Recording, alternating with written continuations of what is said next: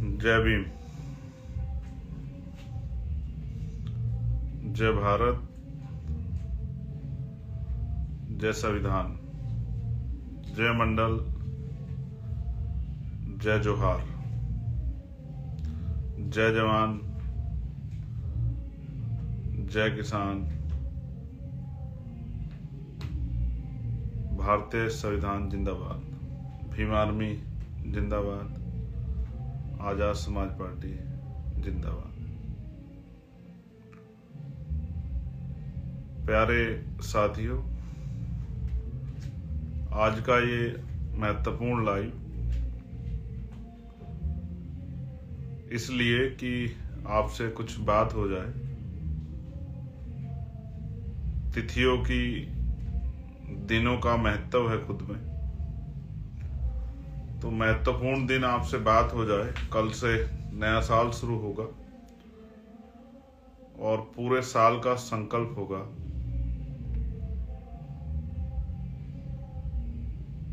साथियों, मैं समय समय पर दुनिया में जन्मे सभी संतों, गुरुओं, महान पुरुषों को नमन करता हूं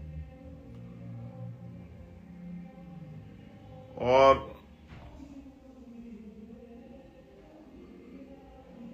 उनमें भी महामानव तथागत बुद्ध, संत श्रोमणी सतगुरु रविदास महाराज,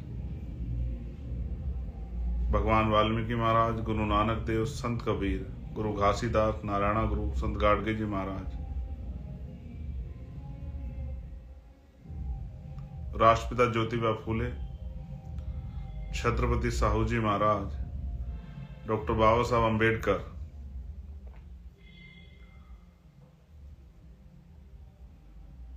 ईवी पेरियार रामानायकर स्वामी, पेरियार ललई यादव, बाबू जगदेव प्रसाद कुशवाहा, जननायक कपूरी ठाकुर, चौधरी महाराज सिंह भारती, महामना रामस्वरूप वर्मा, बाबू शिवदयाल चौरसिया, संत राम बी प्रजापति, माउदा देव पासी, महाराजा बिजली पासी, डॉक्टर एपीजे अब्दुल कलाम साहब, मेरे गुरु, मेरे आदर्श मान्यवर साहब श्री काशीराम, मान्यवर दीना भाना वाल्मीकि, कोतवाल धन सिंह गुर्जर और सभी आजादी की जंग में शहीद हुए शहीदों को भी और बाबू जगजीवन राम जी को नमन करता हूं। एक साल एक बड़ा पीरियड है, बहुत कुछ बदला एक साल में। लोग कहते हैं समय चला जाता है, बहुत कुछ बदलता नहीं, लेकिन यहां बदला है। भीम आर्मी आजाद समाज पार्टी के संघर्ष को संवैधानिक स्वरूप मिला है। जिस भीम आर्मी पे तमाम तरह के गैर जिम्मेदार होने के आरोप और साजिशें जिनके खिलाफ की जाती थी, आज उस भीम आर्मी की एक वॉइस जो है, देश के बहुजन समाज की वॉइस बनकर वो पार्लियामेंट में है। ये बदला है एक साल में। इसके लिए मैं नगीना के एक एक क्षेत्रवासी का, मेरी माओ बहनों का, बड़ों का, प्यारे युवा साथियों का, संगठन और पार्टी के नेताओं का और वहां की जिम्मेदार लोगों का मैं बहुत बहुत धन्यवाद करता हूं।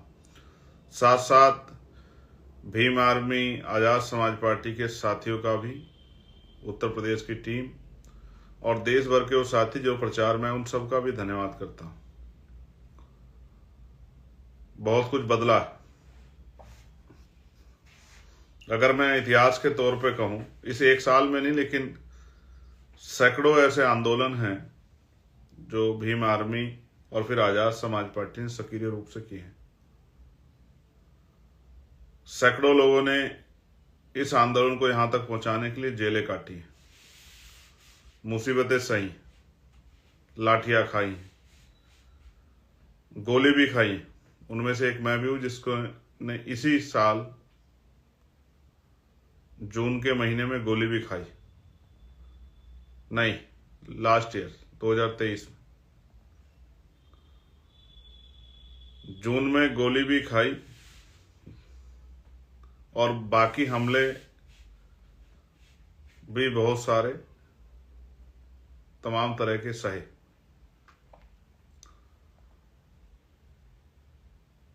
आज साल का आखिरी दिन था। मेरे द्वारा, आप चोटी के नेता हो या नीचे के कार्यकर्ता, सामान्य कार्यकर्ता, अगर मेरी वजह से किसी को ठेस पहुंची हो तो मैं सर्वश्रेष्ठ नहीं हूं। मैं उसके लिए खेद प्रकट करता हूं। ना अहंकार है मुझ में, ना ही किसी चीज का घमंड है। मैं भी इंसान हूं, मुझसे भी गलती हो सकती है, इसके लिए मैं खेद प्रकट करता हूं। लेकिन मैं ये जिम्मेदारी से कह सकता हूं कि मैंने अगर कभी किसी को डांटा होगा या किसी पर कार्रवाई की होगी तो संगठन में अनुशासन बनाने के लिए, और अनुशासनहीनता करने पर संगठन की छवि को जिस तरह से आप लोगों ने सजाया उसी तरह से बना के रखने के लिए शायद मैंने की होगी। मैं गौरवान्वित भी महसूस करता हूं क्योंकि इसी साल में पार्लियामेंट के 3 सेशन हुए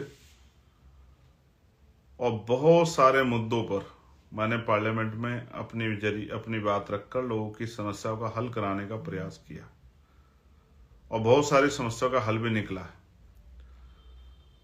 बहुत सारी ऐसी समस्याएं, जैसे पुलिस की समस्या हम लोगों ने उठाई थी, होमगार्ड की, मुझे उम्मीद है बहुत जल्द उन पर भी काम होगा।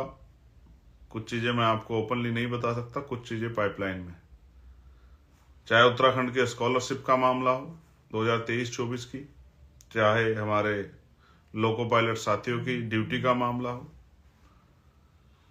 चाहे आशा, आंगनवाड़ी, भोजन माता, ग्राम सेवक, ग्राम चौकीदार, पीआरडी के जवान, इनका मामला हो, या schedule caste, schedule tribe, backward, मुस्लिम, सिख, जैन, बौद्ध, ईसाई, माइनॉरिटी पे हुआ जुल्म हो या महिलाओं पे कहीं भी हुआ अत्याचार। मैं जब पीछे की तरफ देखता हूं तो दिखाई देता है कि ये कामयाबी एक दिन की कामयाबी नहीं है। इसके लिए बहुत साथियों ने कीमत चुकाई और अभी लड़ाई शुरू हुई है।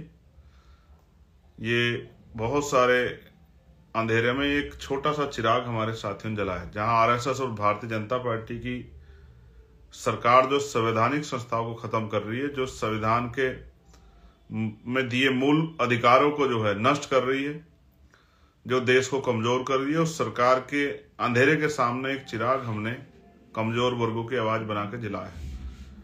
लेकिन अभी ऐसे बहुत सारे चिराग जलाने पड़ेंगे, इसलिए मेरे कंधों पर जिम्मेदारी है कि इस लोकसभा में जितना भी समय है वो ऐतिहासिक होना चाहिए।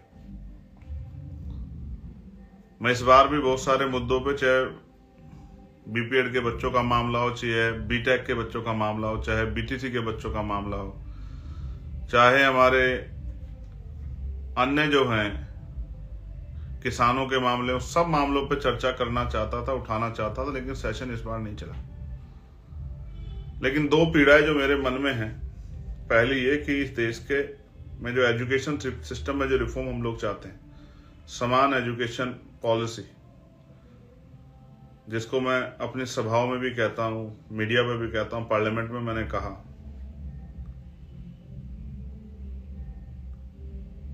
या समान हेल्थ पॉलिसी, जिसका बहुत बड़ा खामियाजा गरीबों को भुगतना पड़ता है। आज विस्तार से चर्चा नहीं कर रहा हूं। ये 2 बड़े विषय मेरे मन में, जिनमें बहुत बड़े बदलाव की जरूरत है। साथ साथ बातें तो बहुत सारी कहनी है,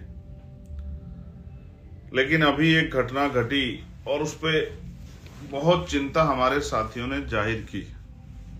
मुझे भी 2-3 दिन नींद नहीं आई, तकलीफ हुई, लेकिन हर चीज से कुछ ना कुछ सीखना चाहिए।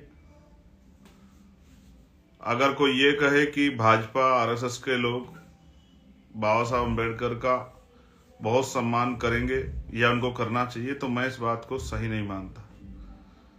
जिनका पहले दिन से विरोध संविधान के प्रति, बाबा साहब अम्बेडकर के विचार के प्रति, बाबा साहब अम्बेडकर के संविधान प्रदत्त अधिकारों के प्रति रहा। उनसे मैं ज्यादा उम्मीद नहीं करता हूं। लेकिन मैं ये भी सोचता हूं कि आज एक ने कहा, कल किसी और ने कह दिया, जैसे मध्य प्रदेश में कह दिया, आज हमारे लोगों ने वहां भीम आर्मी का पुतला फूका, देश के गृह मंत्री का भी और कांग्रेस के वहां के एक नेता का भी। मैंने ये भी देखा, इस पे भी मुझे बात रखनी है आपसे 1 मिनट की। लेकिन कल राजस्थान में एक आंदोलन है अन्याय के खिलाफ। राजस्थान की टीम का मैं बहुत धन्यवाद करूंगा, क्योंकि वो लगातार आंदोलन करते रहते हैं, हर जुल्म के खिलाफ डटे रहते हैं। इसी तरह के बहुत सारे आंदोलन देश भर में चल रहे हैं। एक पीड़ा मेरे मन में वो छत्तीसगढ़ के साथियों की है जो जेलों में है, जो सतनामी समाज पे हुए जुल्म के विरोध में सड़क पर निकल के आए अपनी बात को रखने के लिए, और सरकार प्रायोजित हिंसा में बहुत सारे लोगों पर मुकदमा लगकर उन लोगों को जेल जाना पड़ा। बहुत सारे लोग, जिसमें जो मेन टारगेट जो भीम आर्मी के लोग वहां काम कर रहे थे, उनको जेल जबरन सरकार ने भेजा, क्योंकि मोस्टली लोग सतनामी समाज की मूवमेंट से जुड़े हुए हैं चिन्हित करके, और वो समाज का काम भी कर रहे थे। ये भी एक पीड़ा मेरे सामने है। कई जगह पे पूर्वांचल से लेकर कार्यकर्ताओं की जान गई है। हमारी एक बिटिया की बुंदेलखंड की, वो भी हमारे बीच नहीं रही है। बहुत सारी ये भी पीड़ाएं मन में है।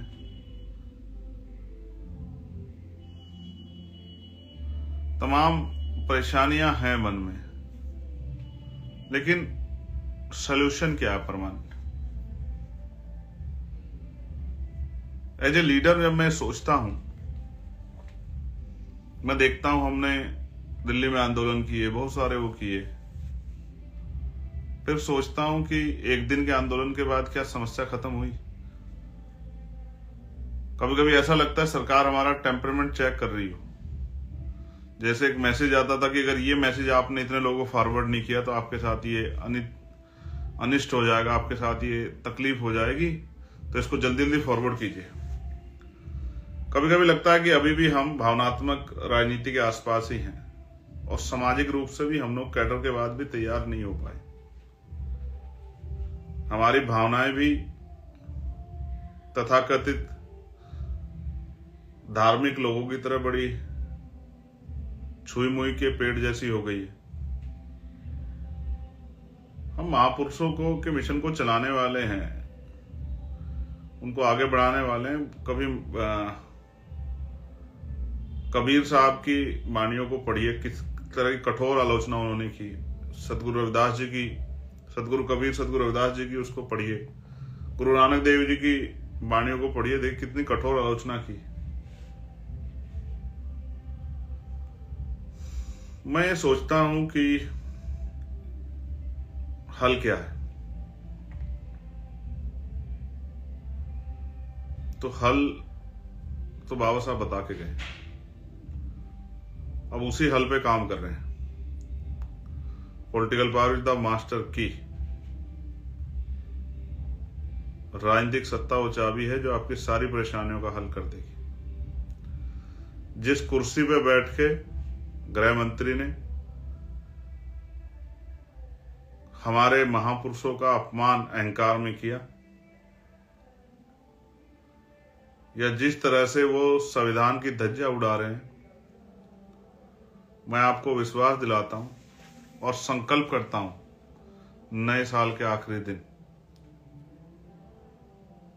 कि अगले 2 साल हम लोग इतनी मेहनत करेंगे, इतनी मेहनत करेंगे,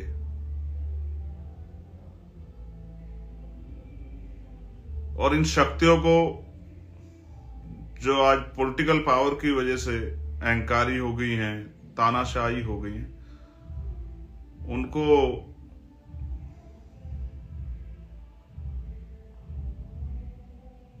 हरियाणा में एक लाइन है, मैं चुनाव में सुनता, रड़ काट देंगे। तो जिनको अहंकार हो गया है, जिन दरख्तों को, उनकी रड़ काट देंगे हम लोग अगले 2 साल मेहनत करके। ये है इसका परमानेंट सोल्यूशन। जिस पॉलिटिकल पावर पे जहां बैठकर वो हमारे अधिकारों को समाप्त कर रहे हैं, हमारा अपमान कर रहे हैं, वो पॉलिटिकल पावर उनसे हम लोग छीन लेंगे। संभल की हिंसा हो, अजमेर का विषय हो, जब जब हम अधिकारों के खिलाफ आंदोलन चलाते हैं, तब तब सरकारें धर्म आधारित राजनीति को आगे बढ़ाकर, क्योंकि आज बहुत बुरे हाल हैं, तो अगर धर्म की अफीम सामने नहीं रखी जाएगी तो SC ST OBC और मुस्लिम और तमाम जो हैं अन्य धार्मिक संघ, उनके अधिकारों की बात करनी पड़ेगी, देश के हालात पर चर्चा करनी पड़ेगी। इसलिए सोचे समझी साजिश से हमारे लोगों को गुमराह कर कर धर्म के आधारित राजनीतिक व्यवस्था बनाकर जो लोग सत्ता में हैं, उस सत्ता में बने रहना चाहते हैं। आसान टारगेट है मुसलमान की बात करके बहुत सारे लोगों को उनके विरोध में, उनकी आलोचना करके खड़ा किया जा सकता है। यही बहुत लंबे समय से चलता आ रहा है। मैं भी चाहता हूं कि आप मुझे सड़कों पे देखना चाहते हैं। कल फर्स्ट डे है, कल मैं भीमा कोरेगांव,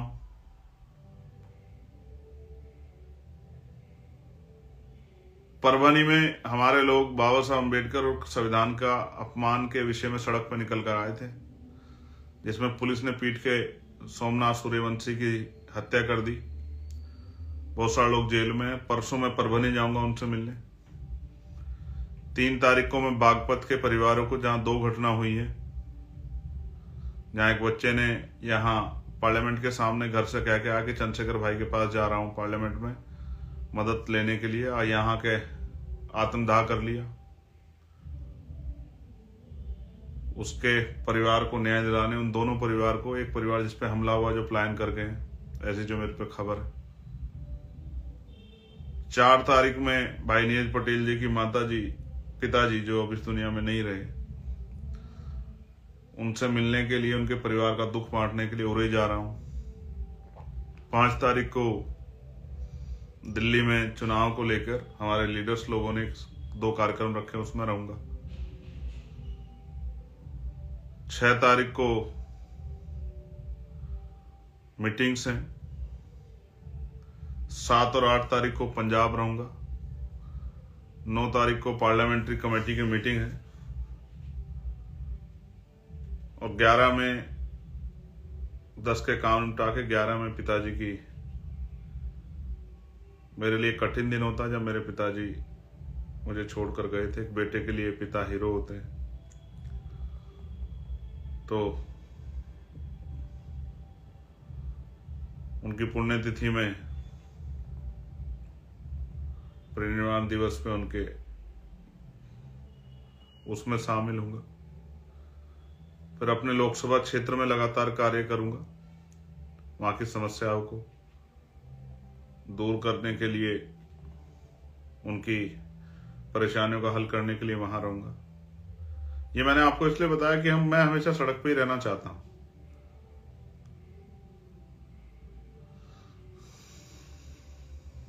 मैं सड़क का रास्ता नहीं छोड़ना चाहता, लेकिन धीरे धीरे कोशिश कर रहे हैं कि सब चीजें चैनलाइज हो जाएं। जिनसे मुकाबला है वो बहुत शक्तिशाली हैं। सत्ता, साधन, संसाधन, मीडिया, माफिया, सब उनके पास है।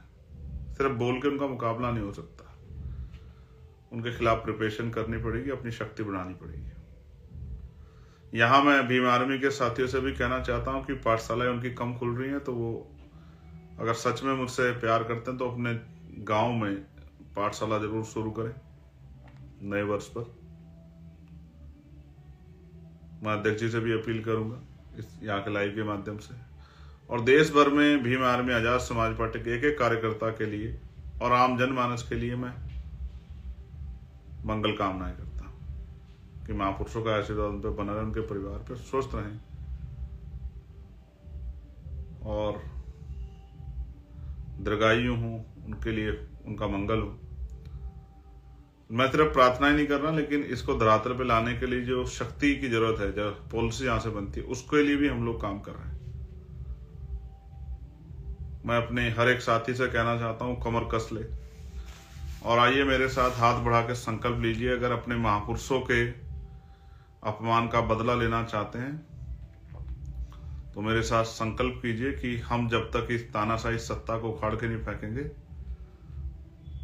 तब तक चैन से नहीं बैठेंगे। एक दिन के आंदोलन से काम नहीं चलेगा। अब समाज में कुछ लोगों को बलिदान देने के लिए तैयार होना पड़ेगा, और वो बलिदान, ये जो क्रांति है 21वीं सदी की, ये गोली से नहीं कलम से लिखी जाएगी, और कलम की शक्ति से ही, और अपने जीवन को बलिदान यानी कि समर्पित करके समाज के लिए हम लोग इस महापुरुषों के कारवा को पूरा करने का काम करेंगे। मैं जानता हूं बहुत सारे लोग चाहते हैं कि मैं उनके गांव आ जाऊं, उनके जिले आ जाऊं, उनके प्रदेश आ जाऊं, लेकिन मैं एक बात जो आपसे अब कह रहा हूं, जब मैं सुनता हूं कि कहीं किसी की हत्या हुई, जुल्म हुआ, किसी बहन का बलात्कार हुआ, किसी को मार के लटका दिया, किसी को गोली मार दी, मुझे बड़ी तकलीफ होती है। अभी मेरे पास उतनी शक्ति नहीं कि जिन अधिकारियों के मौजूदगी में ये अपराध हो रहे हैं, जिस सरकारों की, कि मैं उनको सबक सिखा सकूं, लेकिन एक दिन बदलेगा समय।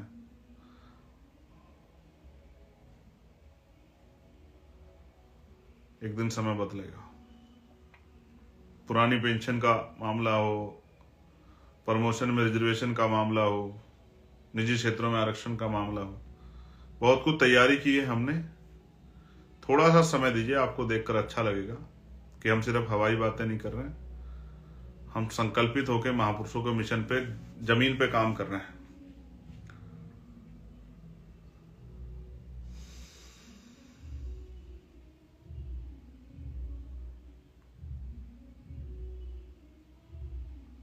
छत्तीसगढ़ भी आ रहा हूं जब। 2 बातें आपसे कहनी है आखिरी उसमें जाते जाते। पहली बात, हेलमेट लगाया करो जो लोग 2 व्हीलर पे 4 व्हीलर पे चलते हैं। 2 व्हीलर पे चलते हेलमेट लगाया करो, जो 4 व्हीलर चलते हैं सीट बेल्ट लगाया करो। लापरवाही मत किया करो।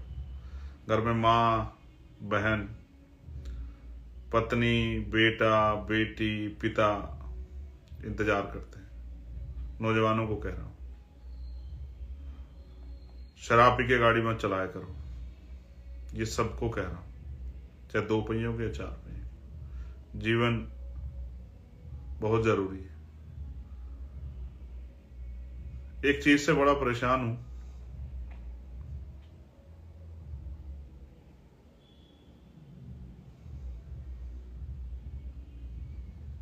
जिस तरह से दहेज का चलन गरीबों में बढ़ गया है। पहले तो अमीर लोग करते थे, लेकिन अब गरीबों पे भी इसका असर आ रहा है। सामाजिक जागरूकता कार्यक्रम कम हो गए। अब उसमें क्या है कि एक बाप पूरी जिंदगी बेटा और बेटी को पालता है, इसलिए महिलाओं के प्रति सोच अभी थोड़ी सी 2 दर्जे की बनी हुई है। मैं महसूस करता हूं धरातल पे। वो बेटियों को इसलिए पढ़ाते हैं कि उसको दूसरे घर भेजना है, पैरों पर नहीं खड़ा करना चाहते। शादी में पैसे खर्च करते हैं, तमाम तरह की चीजें। लड़के वालों को दहेज की वो पूरी करते हैं। अब समय बदल गया है, लड़के वालों को जो नौकरी लग गया हमारा भाई, उसको भी, ये सभी जाति धर्मों में, उसको अंगूठी चाहिए, सोने की चैन चाहिए, अच्छा खाना चाहिए, गाड़ी चाहिए। तो इसके 2 नुकसान हो रहे हैं समाज में। पहला ये कि गरीब आदमी तो पूरी जिंदगी तो बेटी को पढ़ा लिखा के, अच्छे कपड़े पहना के, उसकी देखभाल करके जो कुछ है वो लगाता है, और फिर बेटी भी देता है और दहेज भी देता है, टूट जाता है।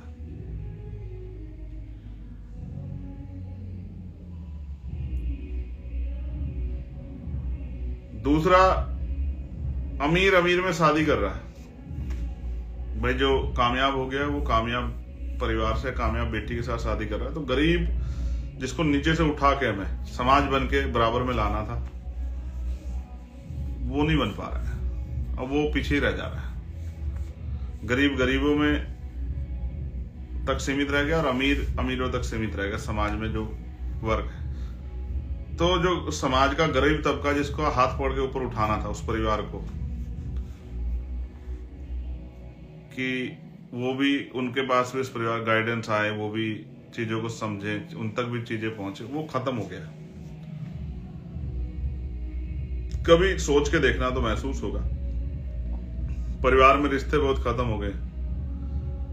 अब बेटा माँ से बात नहीं करने का समय है, बहनों से भाइयों से बात करने का समय नहीं, दोस्ती रिश्तेदारियां खत्म होगी जब से फोन करीब आ गया, सब कुछ फोन पे हो जाता है। फोन एक मशीन है, फोन सब कुछ नहीं। माँ बाप बड़ी मुश्किल से मिलते हैं।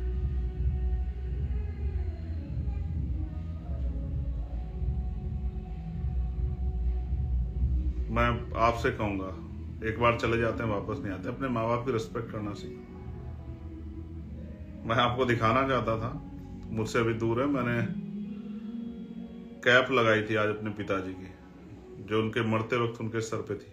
अभी दूसरे कमरे में रखी है, मेरे पास नहीं, वरना मैं उड़ के दिखाता आपको। आज भी वो मेरे लिए अहमियत रखती है। अब वो नहीं है तो उनकी यादें मेरे पास है।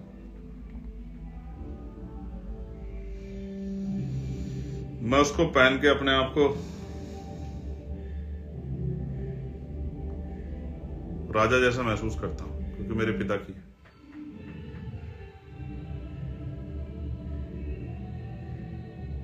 सीरियसली कह रहा हूं, माँ बाप की रिस्पेक्ट करो, मिलते नहीं है दोबारा, हर रिश्ते की रिस्पेक्ट करो। और अंत में अपनी बात को खत्म करते हुए बस इतना ही कहूंगा आपसे, कुछ नहीं मिलेगा मांगने से,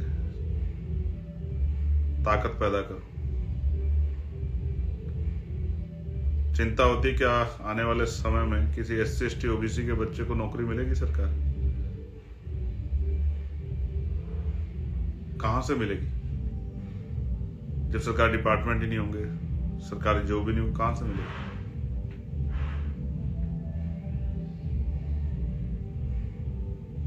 आप बताओ। नहीं मिलेगी। फिर सोचता हूं कि कौन है इसका जिम्मेदार। खुद की तरफ भी देखता हूं और समाज की तरफ भी देखता हूं, बहुजन समाज की, कि अभी तो सो रहा है। जितने लोगों को जगा दिया वो उनमें से भी बहुत कम लोग हैं जो काम कर रहे हैं। बाकी लोग इंतजार कर रहे हैं कि मसीहा साहब आएंगे, कोई आके कुछ का बदलाव करेंगे। मगर मुझे लगता है तो आपको ही करना था। मैं चंद्रशेखर आजाद आज आपके साथ ये संकल्प लेता हूं कि जब तक बाबा साहब के संविधान और बाबा साहब के किए गए अपमान का सूद समेत बदला नहीं लेता, तब तक चैन से नहीं बैठूंगा। और ये सिर्फ एक दिन में नहीं होगा, इसके लिए जो कीमत चुकानी पड़ेगी उसके लिए हम लोग तैयार हैं। आपको नव वर्ष की एडवांस में मुबारकबाद। BPSC के बच्चे आंदोलन कर रहे हैं बेचारे, आज बात हुई थी उनसे, कल परेशान। पुलिस के साथी जो जिन्होंने खुद भी कभी कंपटीशन एग्जाम दिया होगा, वो जब इन बच्चों पे लाठी चलाते, पता नहीं, सोचता हूँ क्यों उनका जमीर मर जाता है। बारिश में पानी फेंक रहे हैं उनके ऊपर, बेटियों को पीट रहे हैं, सर्दी में मार रहे हैं।